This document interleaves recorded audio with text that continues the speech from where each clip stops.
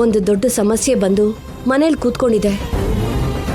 ಆ ಸಮಸ್ಯೆ ಹೊರಗಡೆ ಹೇಗ್ ಹೋಗುತ್ತೋ, ಕಾವ್ಯ ಸಂಸಾರ ಹೇಗ್ ಸರಿ ಹೋಗುತ್ತೋ ಅರ್ಥ ಆಗ್ತಿಲ್ಲ. ಕಾವ್ಯ ಅವ್ರ ಅತ್ತೆ ಮಾವನ್ ಮನ್ಸು ಬದಲಾಗೋವರೆಗೂ ನಾವೇನು ಮಾಡಕ್ಕಾಗಲ್ಲ ವೇದ. ಅವ್ರಿಗೆ ಅಷ್ಟೊಂದು ಒಳ್ಳೆ ಮನ್ಸಾದ್ರೂ ಇದ್ದಿದ್ರೆ ನಮಗೆ ಈ ಸಮಸ್ಯೆ ಯಾಕೆ ಬರ್ತಿತ್ತು ಹೇಳಿ?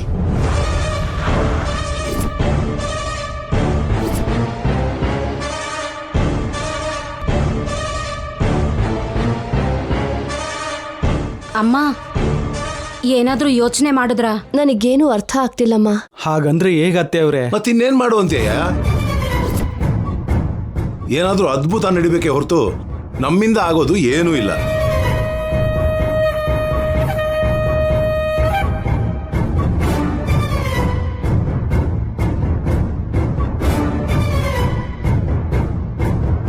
ನಮಸ್ಕಾರ ರೀ. ನಮಸ್ಕಾರ. ನಮಸ್ಕಾರ. ನಮಸ್ಕಾರ.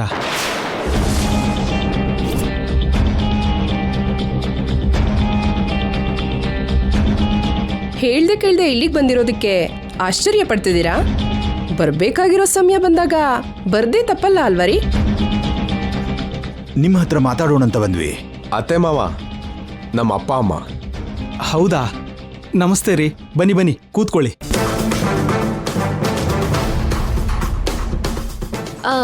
ನಾನು ಹೋಗಿ ಕಾಫಿ ತಗೊಂಡ್ ಬರ್ತೀನಿ, ನೀವು ಮಾತಾಡ್ತಾ ಇರಿ.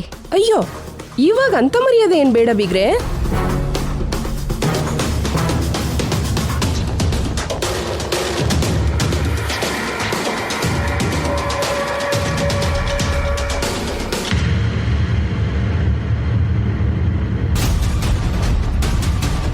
ಯಾರಿವರು? ಕಾವ್ಯ ಅವರ ಅತ್ತೆ ಮಾವ. ಓ, ನೀವೇನಾ?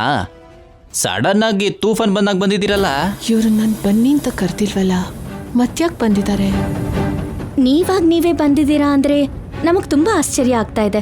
ನಾವ್ ಹೀಗ್ ಬರೋದು ನಿಮ್ಮನ್ನೆಲ್ಲ ಆಶ್ಚರ್ಯ ಗುರಿ ಮಾಡುತ್ತೆ ಅಂತ ನಮಗ್ ಗೊತ್ತು. ಇನ್ನು ತಡ ಮಾಡ್ದೇನೆ ಬಂದಿರೋ ವಿಷಯನ ಹೇಳ್ಬಿಡ್ತೀನಿ. ಅದೇನಂದ್ರೆ, ಗಿರಿಜಾ, ನೀನಿರು. ಆ ಮಾತನ್ನ ಮೊದಲು ನಮಗೆ ಹೇಳಿದ್ರೆ ಚೆನ್ನಾಗಿರತ್ತೆ. ಏ ಪವನ್, ನೀನ್ ಹೇಳೋ.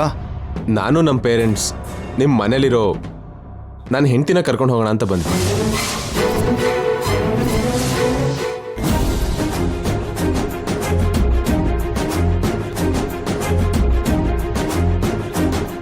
ವೇದವತಿ ಅವರೇ, ಆಗಿದ್ದೇನೋ ಆಗೋಯ್ತು, ಬಿಟ್ಬಿಡಿ. ನಾವಂತೂ ನಮ್ಮ ಸೊಸೆನ್ ಕರ್ಕೊಂಡು ಹೋಗೋದಕ್ಕೆ ಬಂದಿದ್ದೀವಿ.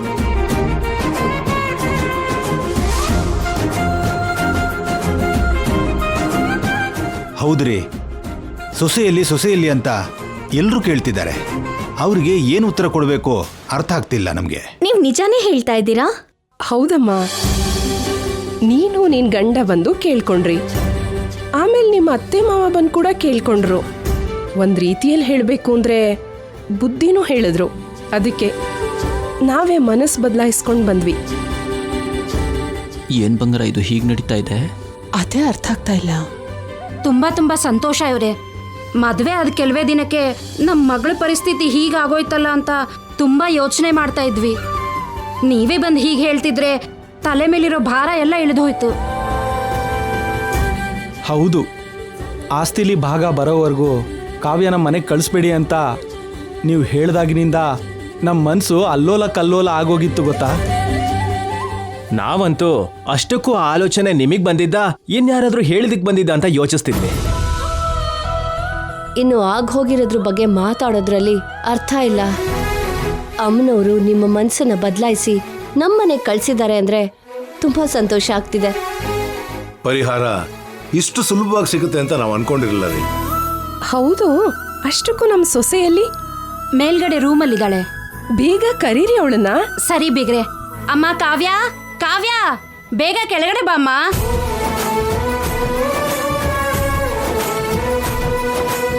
ಕಾವ್ಯ, ಬೇಗ ಬಾಮ್ಮ. ನಿನ್ಗೋಸ್ಕರ ಯಾರು ಬಂದಿದ್ದಾರೋ ನೋಡು.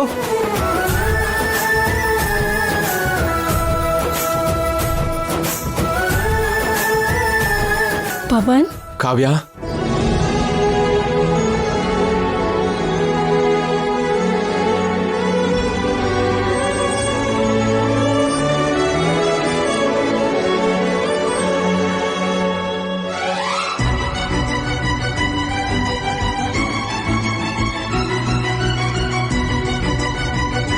ನೀನನ್ನು ಕರ್ಕೊಂಡು ಹೋಗೋದಕ್ಕೆ ಅಂತ ಬಂದೆ. ನಿಜವಾಗ್ಲೂನಾ?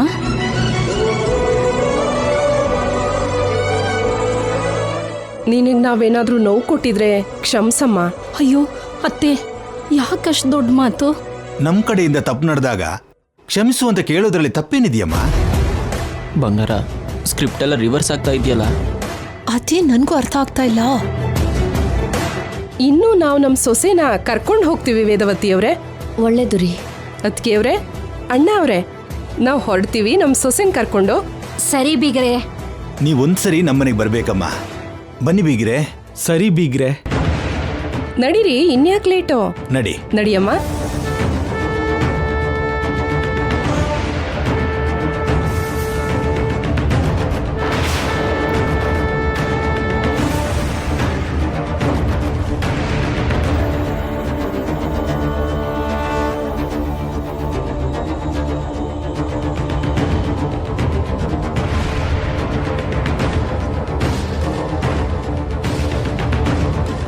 ಅಂದ್ಹಾಗೆ ನಿಮ್ಮ ಹತ್ರ ಒಂದು ವಿಷಯ ಕೇಳೋದೇ ಮರ್ತೋದೆ. ಅದೇನು ಅಂತ ಕೇಳಿ. ಆಸ್ತಿ ಪಾಲ್ ಬಗ್ಗೆ ಅಂತೂ ಅಲ್ಲ ಬಿಡಿ. ಇನ್ನೇನ್ರಿ ಮತ್ತೆ? ಇಷ್ಟೊತ್ತು ನೈಸಾಗಿ ಮಾತಾಡಿ ಇವಾಗ ಮನ್ಸಲ್ಲಿರೋದನ್ನ ಹೇಳೋದಕ್ಕೆ ಹೊರಟಿದ್ದಾರೆ. ಇವ್ರು ಏನಕ್ಕೆ ರೂಟ್ ಚೇಂಜ್ ಮಾಡ್ತಾ ಇದ್ದಾರೆ? ನಮ್ಮ ಚಿಕ್ಕ ಕೋರಿಕೆನ ನೀವು ತೀರಿಸ್ಬೇಕು. ನೀವೇನ್ ಕೇಳ್ಬೇಕು ಅನ್ಕೊಂತಾ ಇದ್ದೀರೋ ಸಂಕೋಚ ಪಡ್ದೆ ಕೇಳಿ. ನಿಮ್ಮ ಮನೇಲಿ ಅಮ್ಮನವ್ರ ಮೂಗುತ್ತೆ ಇದೆಯಂತೆ ಅಲ್ವಾ? ಅದು ನಮಗೆ ಬೇಕು.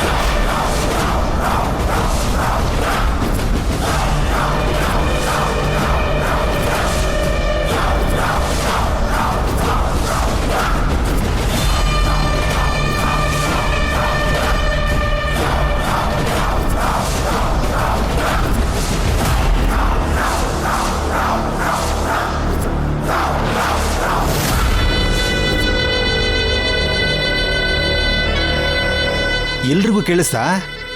ಇನ್ನೊಂದ್ಸಲ ಹೇಳು ಅಂತೀರಾ?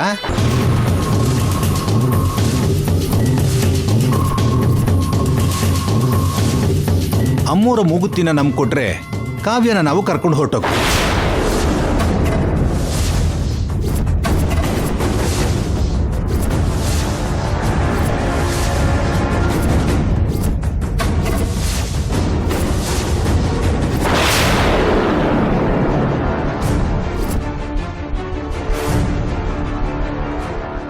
ಬಂಗಾರ, ಓಕೆನಾ? ಏನೋ ಚಿಕ್ಕ ಬೇಡಿಕೆ ಅಂತ ಅಂದ್ರೆ ನೋಡಿದ್ರೆ ಇಷ್ಟು ದೊಡ್ಡ ಬೇಡಿಕೆ ಇಡ್ತಾ ಇದ್ದೀರಾ. ನಿಮ್ಗೆ ಅದರ ವಿಶೇಷತೆ ಬಗ್ಗೆ ಗೊತ್ತಿಲ್ಲ ಅನ್ಕೋತೀನಿ. ಅದು ತಲತಲಾಂತರದಿಂದ ಸಂಪ್ರದಾಯವಾಗಿ ಬಂದಿರೋದು. ಅದನ್ನ ಬಹುಮಾನದ ರೂಪದಲ್ಲಿ ಕೊಡೋದಕ್ಕಾಗಲ್ಲ. ಹಾಗಾದ್ರೆ ಕಾವ್ಯನ ನಿಮ್ಮನೇಲಿ ಇಟ್ಕೊಳ್ಳಿ.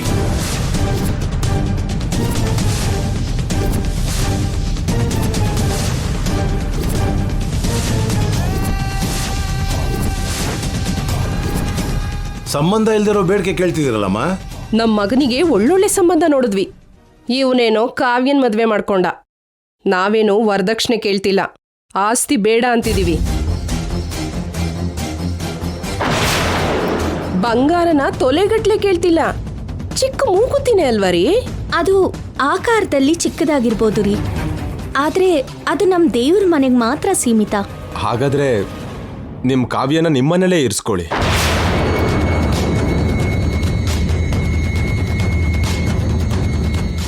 ನೀವು ನನ್ನ ಕರ್ಕೊಂಡು ಹೋಗಕ್ಕೆ ಬಂದ್ರಿ ಅಂತ ನಾನು ತುಂಬ ಸಂತೋಷಪಟ್ಟೆ. ಈಗ ಮೂಗುತ್ತಿನ ಕೊಡಿ ಅಂತ ಕೇಳ್ತಿದ್ದೀರಲ್ಲ ಪವನ್. ಕೇಳೋದ್ರಲ್ಲಿ ತಪ್ಪೇನಿದೆ ಕಾವ್ಯ? ನಾವು ಸೆಟಲ್ ಆಗೋದಕ್ಕೆ ದುಡ್ಡಿನ ಹೆಲ್ಪ್ ಮಾಡಿ ಅಂತ ಕೇಳಿದ್ವಿ, ಅದನ್ನ ಮಾಡಲಿಲ್ಲ. ಅಟ್ಲೀಸ್ಟ್ ಇದಾದ್ರೂ. ಏಯ್ ನಿಂಗೇನಾದ್ರೂ ತಲೆ ಕೆಟ್ಟಿದ್ಯಾ? ಅದನ್ನ ಯಾರಿಗೆ ಬೇಕೋ ಅವ್ರಿಗೆ ಕೊಡೋದಕ್ಕಾಗಲ್ಲ. ವೇದವತಿ ಅತ್ತೆ ಅವರಂತಹ ಜಾತಕ ಹೊಂದಿರೋ ಈ ಎರಡನೇ ಸೊಸೆ ನಿಹಾರಿಕಾಗ್ ಮಾತ್ರನೇ ಕೊಡೋದು. ಅರ್ಥ ಆಯ್ತಾ? ಅದನ್ನ ನನ್ನ ಹೆಂಡ್ತಿನೇ ಹಾಕೋಬೇಕು. ಅದನ್ನ ಬ್ಯಾಂಗಲ್ ಸ್ಟೋರಲ್ಲಿ ಸಿಗೋ ಮೂಗುತಿ ಅನ್ಕೊಂಡಿದ್ದೀರಾ ಹೇಗೆ? ಯಾರಿಗೂ ಕೊಡಕ್ಕಾಗಲ್ಲ. ಹಾಗಾದ್ರೆ ನಿಮ್ ಕಾವ್ಯನ ಕರ್ಕೊಂಡು ಹೋಗೋದಕ್ಕಾಗಲ್ಲ. ಆಸ್ತಿಲಿ ಪಾಲ್ ಕೇಳಿದ್ದಕ್ಕೇನೆ ಮನೇಲಿ ದೊಡ್ಡ ಯುದ್ಧ ನಡೆದಾಗಾಯ್ತು. ಈಗ ನೀವು ಮೂಗುತಿ ಕೇಳ್ತಿದ್ದೀರಲ್ಲ ಬಿಗ್ರೆ. ಅದು ಕನ್ಸಲ್ ಕೂಡ ನಡೆಯೋ ಕೆಲಸ ಅಲ್ಲಮ್ಮ. ನಿಮ್ ಮಗಳ ಸಂಸಾರಕ್ಕಿಂತ ಆ ಮೂಗುತ್ತಿ ದೊಡ್ಡದ?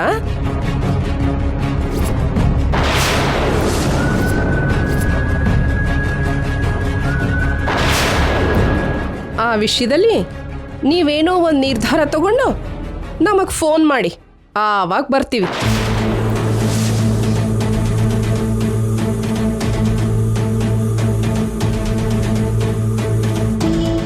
ನಿಮ್ಮ ಮಗಳನ್ನ ಹೂವಲ್ಲಿಟ್ಟು ಕರ್ಕೊಂಡು ಹೋಗ್ತೀವಿ. ಅಲ್ಲಿವರೆಗೂ ಕಾವ್ಯನ ನಿಮ್ಮನೇಲಿ ಇಟ್ಕೊಳ್ಳಿ.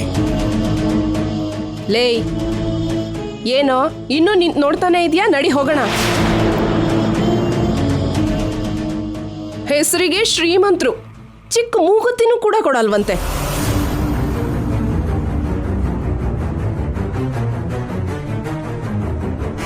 ಕೊಡಲ್ಲ ಅಂತ ಹೇಳ್ತಿದ್ದಾರೆ ಅಲ್ವಾ? ಇನ್ನು ಯಾಕೆ ನಿಂತ್ಕೊಂಡು ನೋಡ್ತಿದೀಯಾ? ನಡೀರಿ ನಡಿಯೋ. ನಡೀರಿ ಹೋಗೋಣ. ಬೀಗ್ರೆ, ಸಾಕ್ ಸಾಕು ಬೀಗ್ರೆ, ಬುದ್ಧಿ. ಬೀಗ್ರೆ ಬೀಗ್ರೆ ನಿಂತ್ಕೊಳ್ಳಿ.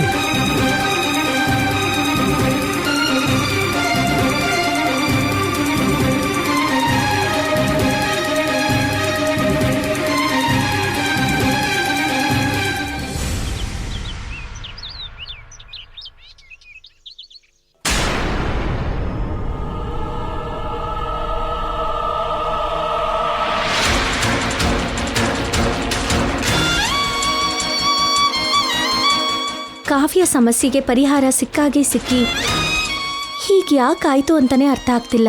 ಮನ್ಸು ಬದಲಾಯಿಸ್ಕೊಂಡು ಬಂದಿದ್ದಾರೆ ಅಂತ ಎಲ್ಲರೂ ಸಂತೋಷ ಪಟ್ವಿ. ಮನ್ಸಲ್ಲಿ ಅಷ್ಟು ದೊಡ್ಡ ಕೋರಿಕೆನ ಇಟ್ಕೊಂಡು ಬಂದಿದ್ರು ಅಂತ ಯಾರಿಗೂ ಊಹಿಸೋಕೂ ಆಗ್ಲಿಲ್ಲ. ನಮ್ಮ ಸಂತೋಷ ತುಂಬಾ ಹೊತ್ತು ಇರ್ದೇ ಇದ್ದಾಗ ಮಾಡಿದ್ರು. ಇಷ್ಟಕ್ಕೂ ಇವ್ರಿಗಿಂತ ಯೋಚನೆಗಳು ಹೇಗೆ ಬರ್ತಿದೆ?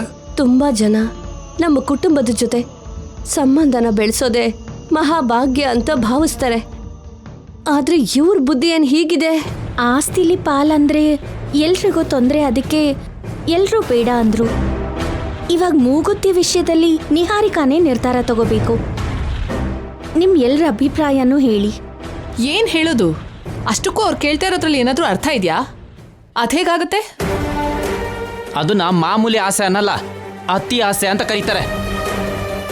ಯಾಕೆ ಆವೇಶ ಪಡ್ತೀಯ ಅಣ್ಣ? ಎಲ್ಲರ ಅಭಿಪ್ರಾಯನೂ ಕೇಳೋಣ ಇರು.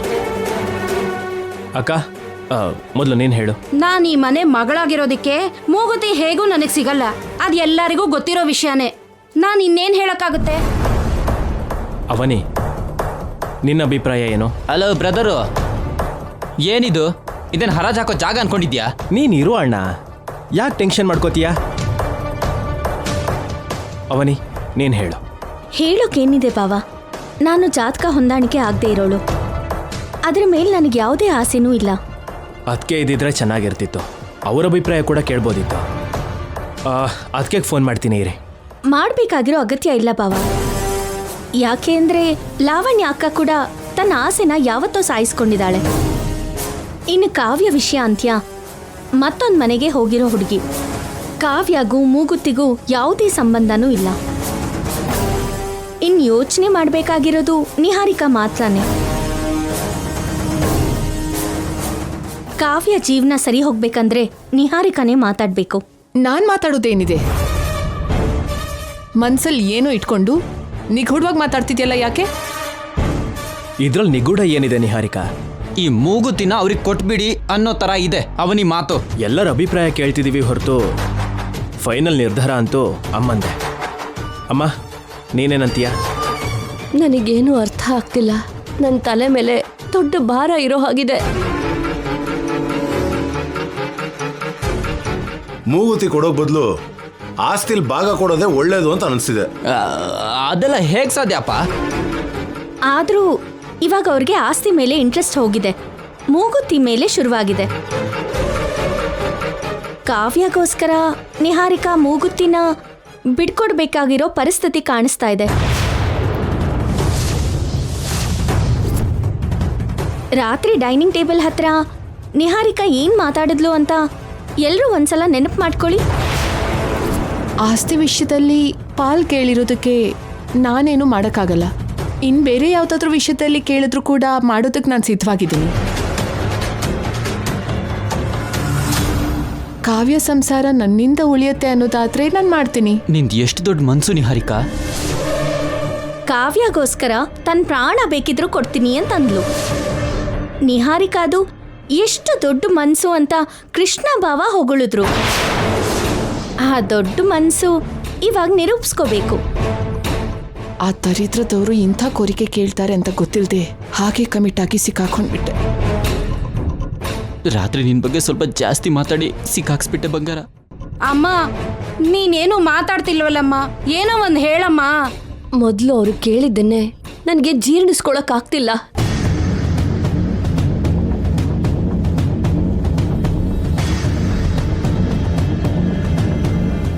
ಮಾವನವ್ರೆ, ನಿಮ್ಮ ನಿರ್ಧಾರ ಏನು ಅಂತ ಹೇಳಿ.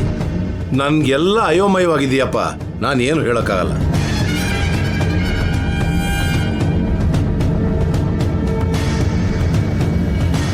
ತುಂಬಾ ದೊಡ್ಡ ಸಮಸ್ಯೆ ಬಂದು ನಿಲ್ತಲ್ಲ. ಇದೇನು ದೊಡ್ಡ ಸಮಸ್ಯೆ ಅಲ್ಲ, ಇದ್ರ ಬಗ್ಗೆ ಯೋಚನೆ ಮಾಡೋ ಅವಶ್ಯಕತೆ ಕೂಡ ಇಲ್ಲ. ಹಾಗಂದ್ರೆ ಹೇಗಣ್ಣ? ರಾತ್ರಿ ನಿಹಾರಿಕಾ ಮಾತು ಕೊಟ್ಲು ಅಲ್ವಾ? ಏನು ಮೂಗುತಿ ಕೊಟ್ಬಿಡ್ತೀನಿ ಅಂತ ಮಾತು ಕೊಟ್ಟಿದ್ದಾಳಾ? ಹಾಂ, ಚೆನ್ನಾಗೇ ಮಾತಾಡ್ತೀಯ ಬ್ರದರು ನೀನು. ಮತ್ತೆ ಕೊಟ್ಟಿರೋ ಮಾತ್ ಪ್ರಕಾರ ಕಾವ್ಯಗೋಸ್ಕರ ಏನ್ ಮಾಡೋಕ್ಕಾಗತ್ತೆ ಕೇಳಿ? ಇನ್ನೇನಾದ್ರೂ ಅಂದ್ರೆ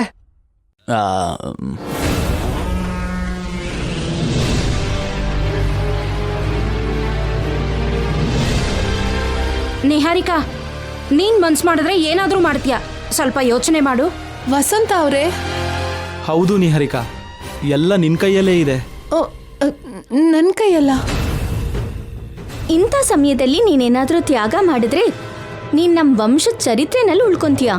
ಹೌದು ನಿಹಾರಿಕಾ, ನಿನ್ನ ಹೆಸರು ಸುವರ್ಣ ಅಕ್ಷರದಲ್ಲಿ ಲಿಖಿತವಾಗುತ್ತೆ. ಹೇಳು ನಿಹಾರಿಕಾ. ಮಾತಾಡು ನಿಹಾರಿಕಾ. ಮಾತಾಡತ್ತೆ. ಮೌನನ ಅಂಗೀಕಾರ ಅನ್ಕೊಳ್ಳದ? ತ್ಯಾಗ ಮಾಡು ನಿಹಾರಿಕಾ. ಹೇಳು ನಿಹಾರಿಕಾ. ಮಾತಾಡು ನಿಹಾರಿಕಾ, ಮಾತಾಡು ನಿಹಾರಿಕಾ. Stop it!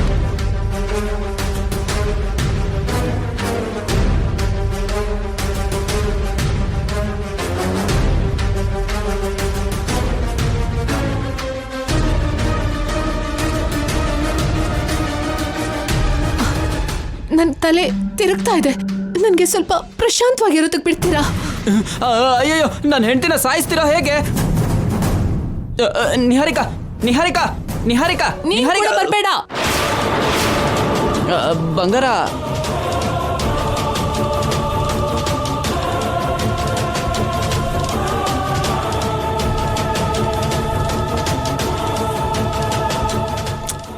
ಆಸ್ತಿಯಲ್ಲಿ ಪಾಲ್ ಕೇಳಿ ಅಂತ ನಾನು ಅವ್ರನ್ನ ರೊಚ್ಚಿಗೆ ಇಳಿಸಿದ್ರೆ ಅವರೇನು ನೇರವಾಗಿ ಮೂಗುತ್ತಿಗೆ ಸ್ಕೆಚ್ ಹಾಕ್ತಿದ್ದಾರೆ.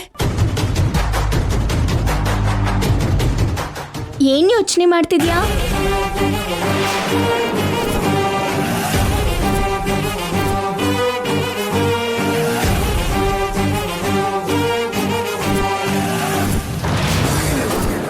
ಮೂಗುತಿ ಬಗ್ಗೆನೇ ಅಲ್ವಾ?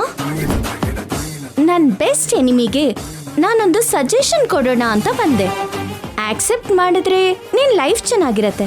ಏನದು? ನಿಂದ್ ಹೇಗಿದ್ರು ಫೇಕ್ ಜಾತಕ ಆಗಿರೋದಕ್ಕೆ ಮೂಗುತಿ ನಿನ್ ಹತ್ರಕ್ಕೆ ಓಡ್ಕೊಂಡ್ ಬರತ್ತೆ ಅನ್ನೋ ಕನ್ಸು ಕಾಣ್ಬೇಡ. ಅದಕ್ಕೆ ಕಾವ್ಯಗೋಸ್ಕರ ಸ್ಯಾಕ್ರಿಫೈಸ್ ಮಾಡ್ದೆ ಅನ್ಕೋ, ನಿನ್ನ ಹೆಸರು 100 ಕಾಲ ಉಳ್ಕೊಂಡ್ಬಿಡತ್ತೆ. ಇಂಥ ಡಪ್ಪ ಸಜೆಷನ್ಸ್ನೆಲ್ಲ ಕೊಡ್ಬೇಡ. ನಾನ್ ಯಾವಾಗ್ಲೂ ಒಳ್ಳೆ ಸಲಹೆನೇ ಕೊಡ್ತೀನಿ. ಅದನ್ನ ತಗೊಳ್ಳೋ ವ್ಯಕ್ತಿ ಮೇಲೆ ಡಿಪೆಂಡ್ ಆಗತ್ತೆ. ಇವಾಗಷ್ಟೇ ಅಲ್ಲ, ನೀನ್ ನಮ್ಮನೆಗೆ ಕಾಲಿಟ್ಟಾಗ್ಲಿಂದನೂ ನಿನಗೆ ಒಳ್ಳೆ ಮಾತನ್ನೇ ಹೇಳ್ತಾ ಇದ್ದೀನಿ. ನೀನೇನೋ ನಾನ್ ಪ್ರಾಮಾಣಿಕಳು ಅನ್ಕೊಂತಾ ಇದ್ಯಾ. ನಿಂದು ಪ್ರಾಮಾಣಿಕತೆನೆ. ನಿನ್ ಪ್ರಾಮಾಣಿಕತೆ ತುಂಬಾ ಜಾಸ್ತಿ ಆಗಿ ಹೋಗ್ತಿದೆ. ಕಲಿಯುಗ ಅಲ್ವಾ? ಒಳ್ಳೇದನ್ನ ಯಾರು ತಗೊಳ್ಳಲ್ಲ. ತಗೊಳ್ಳಿಲ್ಲ ಅಂದ್ರೆ ಏನಾಗತ್ತೆ? ಅವ್ರು ತೋಡಿದ ಗುಂಡಿಗೆ ಅವರೇ ಬೀಳ್ತಾರೆ. ಮುಗೀತ ಉಪನ್ಯಾಸ? ನಿನ್ ಕೇಳೋ ತಾಳ್ಮೆ ಇರ್ಬೇಕೇ ಹೊರತು ನೀನ್ ಮನುಷ್ಯಳಾಗಿ ಬದಲಾಗೋವರೆಗೂ ಸುದೀರ್ಘವಾಗಿ ಹೇಳ್ತೀನಿ. ನಂಗೇನೂ ಅವಶ್ಯಕತೆ ಇಲ್ಲ. ಫೈನಲ್ ಆಗಿ ಒಂದ್ ಮಾತು ಹೇಳ್ಬೇಕು ಅನ್ಕೊಂತಾ ಇದ್ದೀನಿ. ಏನದು? ಅರ್ಹತೆ ಇಲ್ದೇ ಇರೋರ್ ಹತ್ರ ಬೆಲೆ ಬಾಳೋದು ಬರೋದಿಲ್ಲ. ಅದನ್ನ ನೀನ್ ಅರ್ಥ ಮಾಡ್ಕೊಂಡ್ರೆ ಚೆನ್ನಾಗಿರತ್ತೆ. ಇಲ್ಲ ಅಂದ್ರೆ ಕೂತ್ಕೊಂಡಿರೋ ಜಾಗಕ್ಕೆ ಬೆಂಕಿ ಇಟ್ಕೊಂಡ್ ಹಾಗಾಗತ್ತೆ. ಕಾವ್ಯ ಜೀವನಕ್ಕೋಸ್ಕರ ಏನ್ ಬೇಕಿದ್ರು ಮಾಡ್ತೀನಿ ಅಂತ ಬಿಲ್ಡಪ್ ಕೊಟ್ಟೆ. ಕಾವ್ಯ ಇನ್ನೂ ಕಷ್ಟಪಟ್ರೆ ಅದಕ್ಕೆ ಕಾರಣ ನೀನೇ ಆಗ್ತೀಯಾ. ಹೀಗ್ ನಡೆಯತ್ತೆ ಅಂತ ನೀನ್ ನಿಜವಾಗ್ಲೂ ಅನ್ಕೊಂಡಿರ್ಲಿಲ್ಲ ಅಲ್ವಾ? ಅನ್ಕೊಂಡಿದ್ ಒಂದು ಆಗಿದ್ ಮತ್ತೊಂದು, ಎಲ್ಲ ಉಲ್ಟಾ ಹೊಡಿತಾ ಹೇಳು ಹುಡುಗಿ. ಕಳ್ಳ ಜಾತಕದ ಹುಡುಗಿ, ಕಳ್ಳ ಜಾತಕದ ಹುಡುಗಿ, ಕಳ್ಳ ಜಾತಕದ ಹುಡುಗಿ.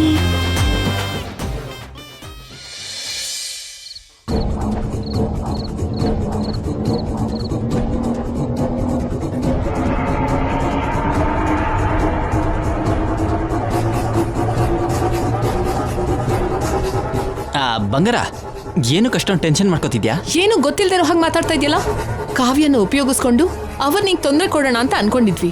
ಇವಾಗ ಆ ಕಡೆ ಹೋಗಿ ಈ ಕಡೆ ಹೋಗಿ ಸಮಸ್ಯೆ ನನ್ನ ಕುತ್ತಿಗೆಗೆ ಸುತ್ಕೊಂಡಿದೆ.